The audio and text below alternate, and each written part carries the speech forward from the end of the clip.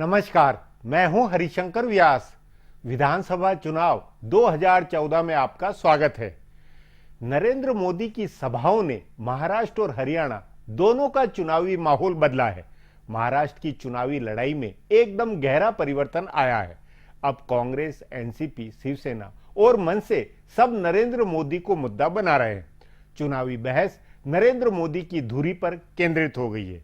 मुंबई को अलग करने का आरोप लगा तो अलग विदर्भ का हल्ला हुआ। मीर अफजल की मिसाल दी गई। छत्रपति शिवाजी और बाल ठाकरे की विरासत को लेकर भी हल्ला हुआ। संदेह नहीं है कि महाराष्ट्र में तमाम पार्टियों ने प्रधानमंत्री नरेंद्र मोदी की मंशा के सवाल उठाए। गैर भाजपा पार्टियों ने अपने मुद्दे, अपनी इमेज, अपने वायदों और नेताओं की बजाय नरेंद्र मोदी की तरफ मतदाताओं को मोड़ दिया है। इसका क्या अर्थ है? संदेह नहीं कि हाल फिलहाल महाराष्ट्र और हरियाणा दोनों में नंबर 1 मुद्दा नरेंद्र मोदी है। इससे दोनों प्रदेशों में प्रचार रणनीति में परिवर्तन दिखलाई दे रहा है। आज इस पर चर्चा है, पर यह चर्चा बाद में होगी।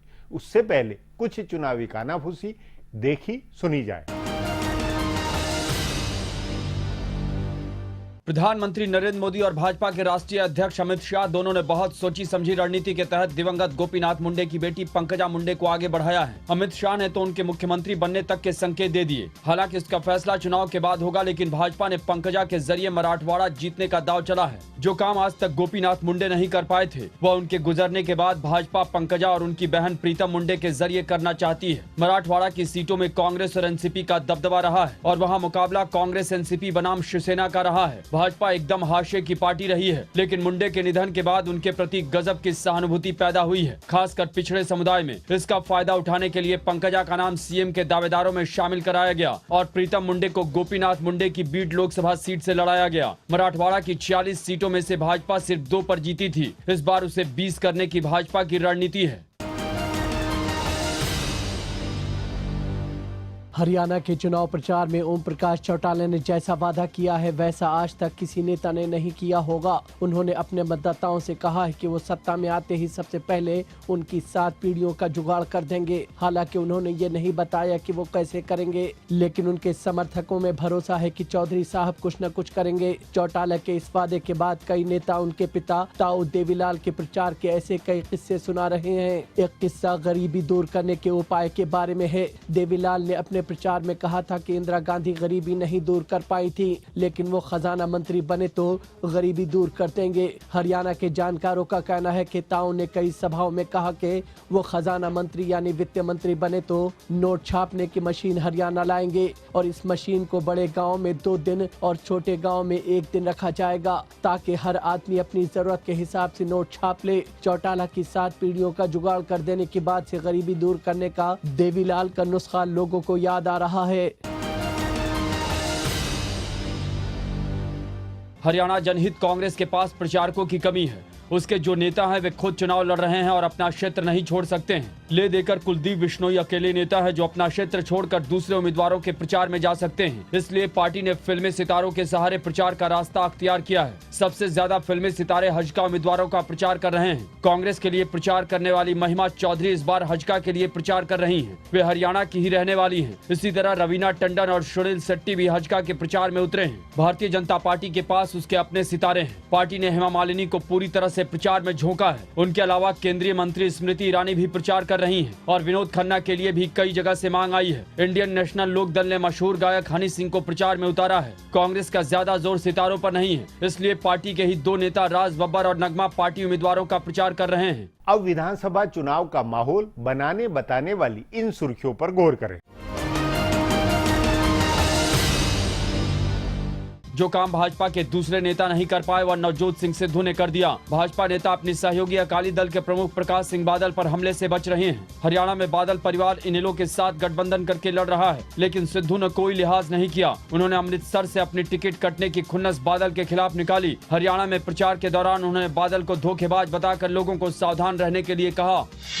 कांग्रेस के नेता और खासकर मुख्यमंत्री भूपेंद्र सिंह हुड्डा के करीबी हैरान परेशान हैं कि आखिर उनके खिलाफ क्या मामला बन सकता है जो प्रधानमंत्री ने कार्रवाई के संकेत दिए। असल में नरेंद्र मोदी ने अपनी एक सभा में कह दिया कि प्रदेश का एक पूर्व मुख्यमंत्री जेल में है और दूसरा मुख्यमंत्री जाने की तैयारी कर रहा है। इससे अटकलें लगने लगी है कि क्या हुड्डा चुनाव के बाद किसी मामले में निशाने पर आ सकते हैं।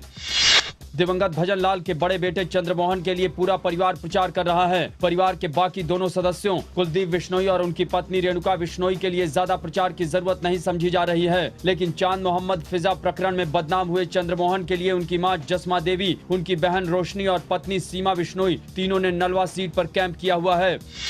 महाराष्ट्र में कांग्रेस नेता खुश हैं कि दो पुराने सहयोगी भाजपा और शिवसेना आपस में लड़ रहे हैं। इससे कांग्रेस पर से फोकस हटा है। प्रधानमंत्री नरेंद्र मोदी वैसे कांग्रेस और एनसीपी के 15 साल के राज पर निशाना साध रहे हैं, लेकिन प्रदेश भाजपा के नेताओं का ज्यादा समय उद्धव और राज ठाकरे के आरोपों का जवाब देने में निकल जा रहा है। कांग्रेस नेताओं को भाजपा शिवसेना के झगड़े में वोट बंटने की भी संभावना दिख रही है। अब एक ब्रेक है, उसके बाद चुनावी हिसाब किताब की गणित होगी।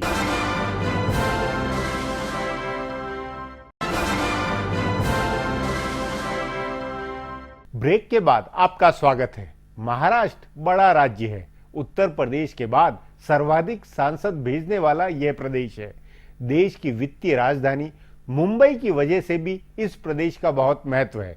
उस नाते राजनीतिक दलों के लिए ये चुनाव आर पार की लड़ाई है। लोकसभा चुनाव में भाजपा को क्योंकि रिकॉर्ड सफलता मिली थी, इसलिए विधानसभा चुनाव में यदि वह वैसा प्रदर्शन नहीं करती है तो उसकी साख का भट्टा बैठेगा। भाजपा अध्यक्ष अमित शाह ने शिवसेना से अलायंस टूटने के साथ जो दृढ़ता दिखाई थी, उससे भी लड़ाई सस्पेंसपूर्ण बनी है। इस पर आगे चर्चा करें, उससे पहले देखें चुनावी गणित का यह हिसाब। भारतीय जनता पार्टी ने महाराष्ट्र के विधानसभा चुनाव में नरेंद्र मोदी की लोकप्रियता को दांव पर लगाया है। तभी गठबंधन में सीटों को लेकर समझौता नहीं करने का मूड बना और आखिर में शिवसेना के साथ तालमेल खत्म हुआ। उसके बाद प्रदेश में नरेंद्र मोदी की 2 दर्जन सभाओं का कार्यक्रम बना। इससे प्रदेश की पार्टियां बौखलाई हैं। शिवसेना, मनसे और एनसीपी तीनों ने मोदी पर प्रधानमंत्री का काम धाम छोड़कर महाराष्ट्र में प्रचार करने में ज्यादा ध्यान देने का आरोप लगाया है। असल में महाराष्ट्र की सभी पार्टियां मोदी की अति सक्रियता से घबराई हैं। उनको लग रहा है कि मोदी का प्रचार लोकसभा चुनाव जैसा माहौल बना सकता है। महाराष्ट्र में भाजपा के पास कोई सर्वमान्य नेता नहीं है। गोपीनाथ मुंडे के निधन के बाद बिल्कुल खालीपन था। इसलिए शिवसेना, एनसीपी और मनसे तीनों को लग रहा था कि वे मराठी मानुष का दाव चलकर भाजपा को चित कर देंगे, लेकिन उल्टा हो रहा है। नरेंद्र मोदी ने प्रचार के जरिए सारा फोकस अपने ऊपर बनवाया है। अब सारी पार्टियां उनकी आलोचना कर रही हैं और ऐसा लग रहा है कि सब उनसे लड़ रहे हैं। यह भाजपा की पहली रणनीतिक सफलता है। उसके बाद मोदी ने विकास और हिंदुत्व दोनों का एक साथ दाव चला है। उन्होंने कहा है कि वे महाराष्ट्र को गुजरात से ज्यादा विकसित बनाना चाहते हैं। हालांकि विपक्ष का आरोप है कि वे मुंबई की आर्थिक राजधानी वाली हैसियत खत्म कराना चाहते हैं और राज्य का बंटवारा भी चाहते हैं, लेकिन मोदी ने कहा कि वे दिल्ली में रहते महाराष्ट्र का बंटवारा नहीं होने देंगे। उनकी पुरानी सहयोगी शिवसेना ने भाजपा को अफजल की सेना कहा तो मोदी ने शिवाजी को अपनाने का नारा दिया। यानी जो मुद्दे महाराष्ट्र के प्रादेशिक क्षत्रप उठा रहे हैं, मोदी उसका जवाब दे रहे हैं। कुल मिलाकर मोदी बनाम अन्य का मुकाबला हो गया है। इसलिए लोकसभा चुनाव के नतीजे दोहराने का बड़ा दबाव है।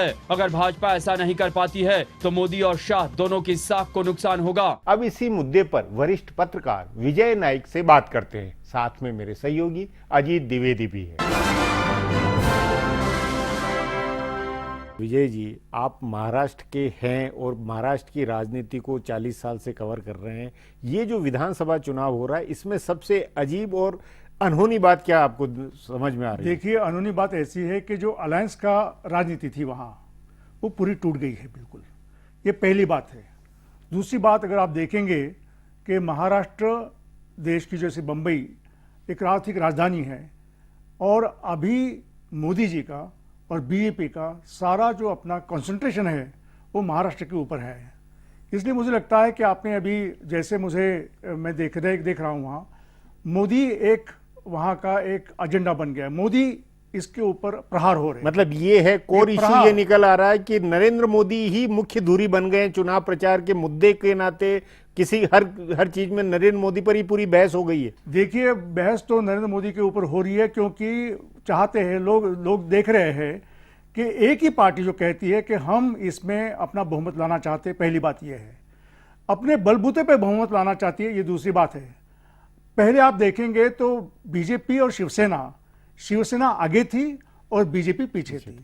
जैसे लोकसभा के चुनाव हुए उसमें आपने देखा होगा कि बीजेपी शिवसेना से आगे चली गई। जी, क्या लगता है नरेंद्र मोदी और भाजपा की ये जो आक्रामकता है कि हम ये बहुमत के साथ बनाएंगे, इससे वो अपने आप में एक मुद्दा नहीं बने, उसी की दूरी पे पूरी राजनीति हो गई है? ये बीजेपी की रणनीति की सबसे बड़ी सफलता है। बीजेपी के पास कोई लीडर नहीं था, महाराष्ट्र हो या हरियाणा हो, उनके पास कोई ऐसा चेहरा दिखाने के लिए नहीं था और ये स्ट्रेटेजी पहले से तय थी कि मोदी के नाम पर लड़ना है, तो वो कैसे हो, तो इसलिए बहुत एग्रेसिवली पहले अमित शाह ने किया और उसके बाद खुद नरेंद्र मोदी उतरे और उन्होंने इतनी रैलियां प्लान की, वो अपने आप फोकस हुआ, सारी पार्टियां उनको अटैक करने लगी। तो ये बीजेपी रणनीतिक रूप से सफल हो गई ये बनाने में कि मुकाबला मोदी बनाम अन्य है और उसमें फिर बीजेपी को कॉन्फिडेंस है कि मोदी के मुकाबले दूसरा कोई टिक नहीं सकता है, मोदी के नाम से हम लोग पीट देंगे उसको। विजय, ये कुछ हैरानी वाली बात नहीं कि शरद पवार जैसे महाअनुभवी आदमी भी नरेंद्र मोदी की मेहनत को और रैलियों को मुद्दा बना के पूरा फोकस खुद जानबूझ के उनके ऊपर ले आए।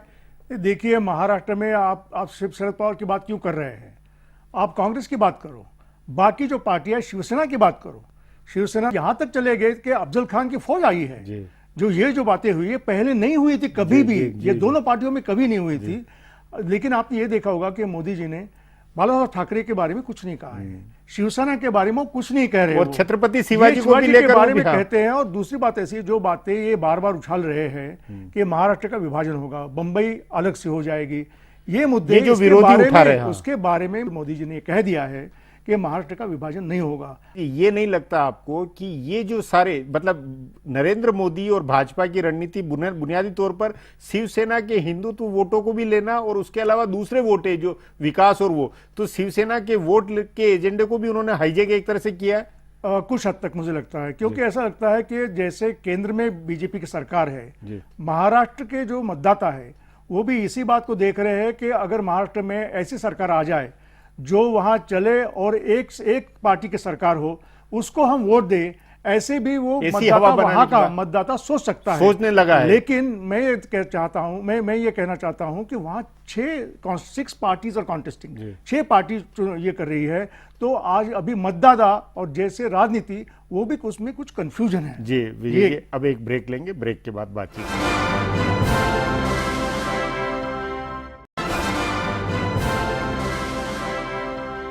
ब्रेक के बाद फिर आपका स्वागत है। महाराष्ट्र लंबा चौड़ा प्रदेश है, इसके अलग अलग इलाके अलग अलग राजनीतिक पहचान लिए हुए हैं। इसी को समझते हुए नरेंद्र मोदी की 2 दर्जन से ज्यादा सभाएं हो रही है। उधर हरियाणा क्योंकि छोटा है इसलिए उनकी सभाएं कम है, बावजूद इसके उनके दौरों का दोनों जगह एक सा प्रभाव है। महाराष्ट्र का दिलचस्प पहलू यह है कि बहुकोणीय मुकाबले में एनसीपी, शिवसेना और मनसे का एक क्षेत्रीय उभार बनता लगता है। मतलब भाजपा की चुनौती के आगे इनकी प्रतिक्रिया एक सी है। इसी पर अब आगे और बात करते हैं।